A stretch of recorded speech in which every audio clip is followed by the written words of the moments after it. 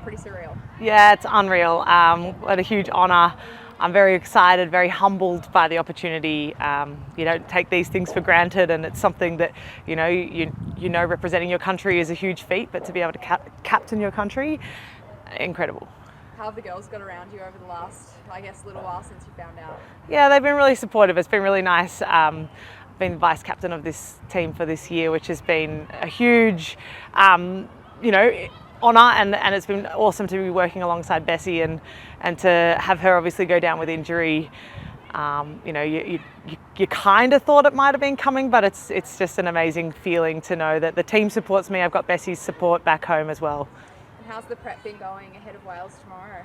Yeah, the prep's been great. We've been on the beautiful sunny Gold Coast, and as much as we've had a couple of days of rain and it looks like it might be raining tomorrow, I think the girls have really stepped up to this. We've been building really nicely. We've had a couple of camps, played New Zealand in New Zealand 2 weeks ago, and I think we're ready and raring to go 2 games before we head off to the World Cup and selections and all of that. So not trying to get ahead of ourselves, but the prep's been really good for Wales. You mentioned the Gold Coast. Have you spent much time here before now?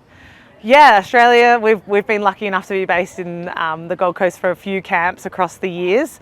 We haven't for a couple of years though, so it is nice to be back on the Gold Coast and getting the opportunity to have recovery at the beach and just that warmer weather to be able to train in is really nice. And we know that heading over to England, technically not quite in summer, but that a little bit warmer than what traditionally you play a World Cup in.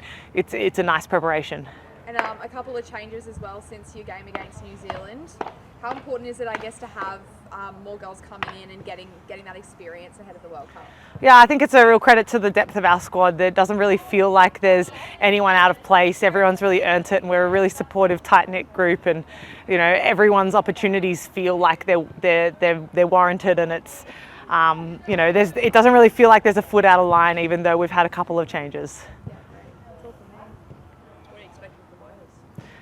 We know they're physical, we know they like the breakdown work, we know they love them all, so we'll be expecting a lot of physical up front before they release a lot of speed on the edge. So I guess we'll just be making sure we meet them in the physical battle first before we unlock our weapons out the back. And I guess playing in the 6 jersey, does it change much in terms of your role? No, I don't think so. I think ultimately I'm not Bessie, I'm not a big ball carrier, so there's no point in me trying to play the way she does. I've got to stick to my own strengths as a rugby player and back that I've been picked to play like Emily Chancellor, not like Sioko Besipalu. And I think it's something that I've had a bit of experience before with. I played last World Cup all at 6, pairing with Shannon Parry at 7, so it sort of feels like it's a space I've been in before, and I'm honoured to think that being a traditional 7, they still see enough value to have 2 of us on the field instead of just 1.